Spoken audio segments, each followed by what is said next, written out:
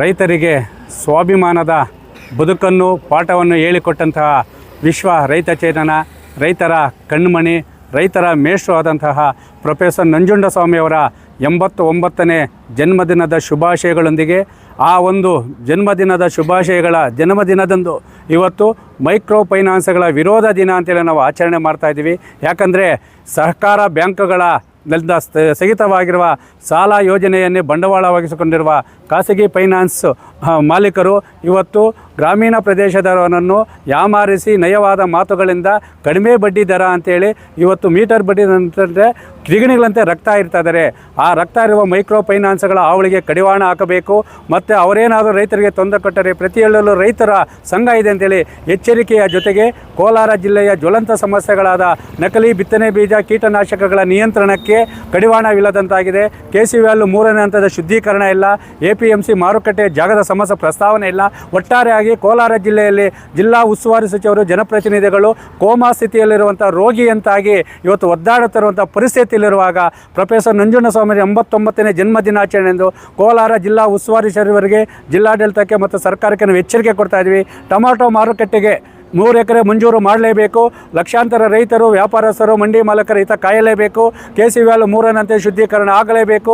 ಪ್ರತಿ ವರ್ಷ ಟೊಮಾಟೊ ಮತ್ತು ಕ್ಯಾಪ್ಸಿಕಮ್ ಬಾಧಿಸುತ್ತಿರುವ ಬಿಂಗಿ ಮತ್ತಿತರ ರೋಗಗಳ ನಿಯಂತ್ರಣಕ್ಕೆ ತಪ್ಪಿರುವಂಥ ವಿಜ್ಞಾನಿಗಳನ್ನು ವಿಶೇಷ ತಂಡ ರಚನೆ ಮಾಡಿ ನಕಲಿ ಬಿತ್ತನೆ ಬೀಜ ಮತ್ತು ಕೀಟನಾಶಕಗಳ ನಿಯಂತ್ರಣಕ್ಕೆ ಒಂದು ಪ್ರಬಲವಾದ ಕಾನೂನು ಜಾರಿ ಮಾಡಬೇಕು. ಇಲ್ಲವಾದರೆ ಖಂಡಿತವಾಗಲಿ ಶೀಘ್ರದಲ್ಲಿಯೇ ಕೋಲಾರ ಜಿಲ್ಲೆಯ ಜ್ವಲಂತ ಸಮಸ್ಯೆಗಳು ಮತ್ತು ಮಾರುಕಟ್ಟೆ ಜಾಗದ ಸಮಸ್ಯೆಗಾಗಿ ರಾಷ್ಟ್ರೀಯ ಹೆದ್ದಾರಿಯನ್ನು ಜಾನುವಾರುಗಳ ಸಮೇತ ಬಂದ್ ಮಾಡುವ ಮುಖಾಂತರ ನಾವು ನ್ಯಾಯ ಪಡೆದುಕೊಳ್ಳುತ್ತೇವೆ. ನಾವು ಕಾನೂನಿಗೆ ಗೌರವ ಕೊಡ್ತೀವಿ. ಆದರೆ ನಮ್ಮ ಜ್ವಲಂತ ಸಮಸ್ಯೆಗಳ ಬಗ್ಗೆ ಚಕಾರವೆತ್ತದ ಜನಪ್ರತಿನಿಧಿಗಳು, ಉಸ್ತುವಾರಿ ಸಚಿವರ ವಿರುದ್ಧ ಪ್ರೊಫೆಸರ್ ನಂಜುಂಡಸ್ವಾಮಿಯವರ ಜನ್ಮ ದಿನಾಚರಣೆಯನ್ನು ನಾವು ಪ್ರತಿಜ್ಞೆ ಮಾಡ್ತಾ ಇದ್ದೀವಿ. ಕೋಲಾರ ಜಿಲ್ಲೆ ಉಳಿಬೇಕಾದರೆ ಹಳ್ಳಿಯಲ್ಲೂ ಜನಸಾಮಾನ್ಯರು ಇವತ್ತು ಬೀದಿಗೆ ಬರಲೇಬೇಕು. ಇಲ್ಲವಾದರೆ ಮೈಕ್ರೋ ಫೈನಾನ್ಸ್ಗಳಿಗೆ ಎದುರು ನಾವು ಆತ್ಮಹತ್ಯೆ ಮಾಡ್ಕೊಳ್ಳಲ್ಲ. ನಮಗೆ ಸಾಲ ಕೊಟ್ಟಂತಹ, ನಮ್ಮನ್ನು ಆಳುವಂತಹ ಸರ್ಕಾರಗಳು ಇವತ್ತು ಆತ್ಮಹತ್ಯೆ ಮಾಡ್ಕೊಳ್ಬೇಕೆ ಹೊರತು ಸ್ವಾಭಿಮಾನದಿಂದ ಬದುಕುವಂಥ ರೈತರಾಗಲಿ, ಕೂಲಿ ಕಾರ್ಮಿಕರ, ಮಹಿಳೆಯರು ಯಾವುದೇ ಕಾರಣಕ್ಕೂ ಆತ್ಮಹತ್ಯೆಯನ್ನು ನಿರ್ಧಾರ ತೆಗೆದುಕೊಳ್ಬೇಡಿ.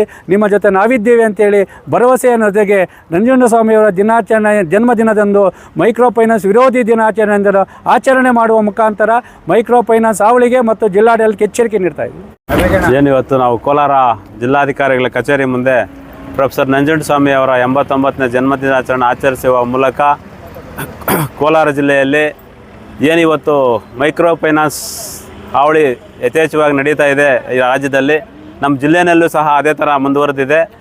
ಈಗೇನು ರಾಜ್ಯಪಾಲರು ಸುಗ್ರೀವಾಜ್ಞೆ ಆಗಿದೆ, ಅದನ್ನು ಸರ್ಕಾರ ಮತ್ತು ಇಲ್ಲಿರ್ತಕ್ಕಂಥ ಜಿಲ್ಲಾಡಳಿತ ಸಮರ್ಪಕವಾಗಿ ಅದನ್ನು ಅನುಷ್ಠಾನಕ್ಕೆ ತರಬೇಕು. ಮತ್ತು ಏನು ಇವತ್ತು 80ರ ದಶಕದಲ್ಲಿ ಬ್ಯಾಂಕ್ಗಳು ಮನೆಗಳನ್ನು ಜಪ್ತಿ ಮಾಡಿದಾಗ ನಮ್ಮ ರೈತ ಸಂಘದಿಂದ ಏನು ಮರುಜಪ್ತಿ ಮಾಡ್ತಾಯಿದ್ರು, ಅದೇ ರೀತಿ ಇವತ್ತೇನಾದರೂ ಖಾಸಗಿ ಫೈನಾನ್ಸ್ಗಳವರು ಮತ್ತು ಮೈಕ್ರೋ ಫೈನಾನ್ಸ್ಗಳವರು ಜಪ್ತಿ ಮಾಡಿದ್ರೆ ನಮ್ಮ ರೈತ ಸಂಘದಿಂದ ಮತ್ತೆ ನಾವು ಮರುಜಪ್ತಿ ಮಾಡಬೇಕು ಅಂತೇಳಿ ಇವತ್ತು ಇಡೀ ರಾಜ್ಯದಲ್ಲಿ ನಾವು ಕರೆ ಕೊಟ್ಟಿದ್ದೀವಿ.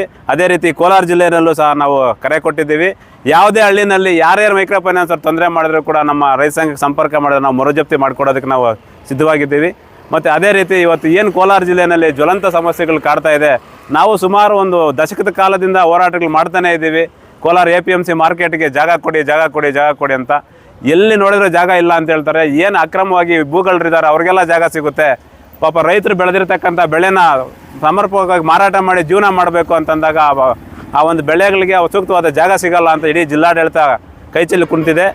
ಮತ್ತು ಇವತ್ತು ಬಜೆಟಲ್ಲಿ, ನಾಳೆ ಮಂಡನೆ ಮಾಡ್ತಕ್ಕಂಥ ಬಜೆಟಲ್ಲಿ ಸರ್ಕಾರ ನಮ್ಮ ಕೋಲಾರ ಜಿಲ್ಲೆಗೆ APMC ಮಾರ್ಕೆಟ್ಗೆ 100 ಎಕರೆ ಜಾಗ ಮೀಸಲಿಡಬೇಕು. ಮೀಸಲು ಇಡದೇ ಇದ್ದ ಪಕ್ಷದಲ್ಲಿ ನಾವು ಇಲ್ಲೇ ಜಿಲ್ಲಾಧಿಕಾರಿಗಳ ಕಚೇರಿ ಮುಂದೆ ಅಮರನಾಥ ಉಪವಾಸ ಸತ್ಯಾಗ್ರಹ ಹಮ್ಮಿಕೊಳ್ತೀವಿ. ಮತ್ತು ಅದೇ ರೀತಿ KCVL 3ನೇ ಶುದ್ಧೀಕರಣ ಘಟಕ ಸ್ಥಾಪನೆ ಮಾಡಿ ಶುದ್ಧ ಮಾಡಿ ಇಡೀ ಜಿಲ್ಲೆಯಲ್ಲಿ ಎಲ್ಲ ಕೆರೆಗಳಿಗೂ ನೀರು ಹರಿಸ್ಬೇಕಂತೇಳಿ, ಅದೇ ರೀತಿ ಇವತ್ತು ಏನು ಈ ಮೇಯ್ನ್ ಆಗಿ ನಾವು ಖಾಸಗಿ ಫೈನಾನ್ಸ್ಗಳು ಮತ್ತು ಮೈಕ್ರೋ ಫೈನಾನ್ಸ್ಗಳು ಇಟ್ಕೊಂಡಿದ್ದೀವಿ. ಯಾವೊಬ್ಬ ಮಹಿಳೆ ಆಗಲಿ, ಕೂಲಿ ಕಾರ್ಮಿಕರಾಗಲಿ ಯಾರು ನೀವು ಭಯಪಡಬೇಡಿ. ಇವತ್ತು ಏನು ಅವರು ನಿಮ್ಮ ಮನೆ ಹತ್ರ ಬಂದು ಜಪ್ತಿ ಮಾಡ್ತೀನಿ ಅಂತ ಹೇಳ್ತಾರೆ, ನೀವು ಧೈರ್ಯವಾಗಿ ಎದುರಿಸಿ. ಕಾನೂನು ನಿಮ್ಮ ಪರವಾಗಿದೆ, ರೈತ ಸಂಘ ನಿಮ್ಮ ಪರವಾಗಿದೆ ಅಂತ ಹೇಳ್ತಾ ನಾನು 2 ಮಾತನ್ನು ಮುಗಿಸ್ತಾ ಇದ್ದೀನಿ.